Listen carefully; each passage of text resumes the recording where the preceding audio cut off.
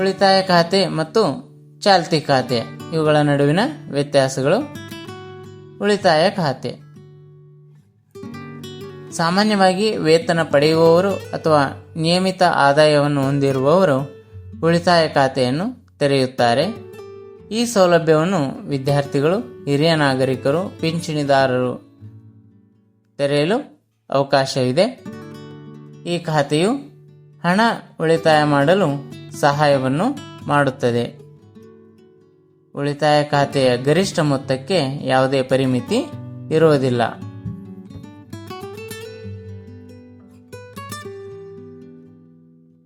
ಹಣವನ್ನು ಹಿಂದಕ್ಕೆ ಪಡೆಯಲು ಚೆಕ್ ಪುಸ್ತಕ ಅಥವಾ ಹಣವನ್ನು ಹಿಂದಕ್ಕೆ ಪಡೆಯುವ ಚೀಟಿಯ ಮೂಲಕ ಸಾಧ್ಯವಾಗುತ್ತದೆ.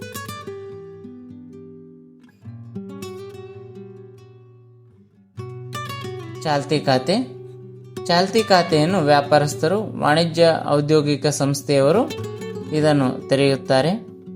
ಠೇವಣಿಗಳ ಮರುಪಾವತಿ ಮತ್ತು ಬೇಡಿಕೆ ಠೇವಣಿಗಳು ಅಥವಾ ಉಪಸರ್ಗ ವ್ಯವಹಾರಗಳ ಮೂಲಕ ಹಣವನ್ನು ಹಿಂಪಡೆಯಲು ಸಾಧ್ಯವಾಗುತ್ತದೆ.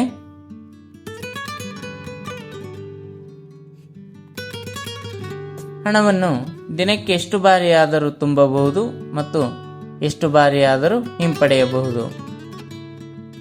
ಚಾಲ್ತಿ ಖಾತೆಯ ಠೇವಣಿಗಳಿಗೆ ಬ್ಯಾಂಕುಗಳು ಬಡ್ಡಿಯನ್ನು ಕೊಡುವುದಿಲ್ಲ, ಬದಲಾಗಿ ತಮ್ಮ ಸೇವೆಗೆ ಸೇವಾ ಶುಲ್ಕವನ್ನು ವಸೂಲಿ ಮಾಡುತ್ತವೆ.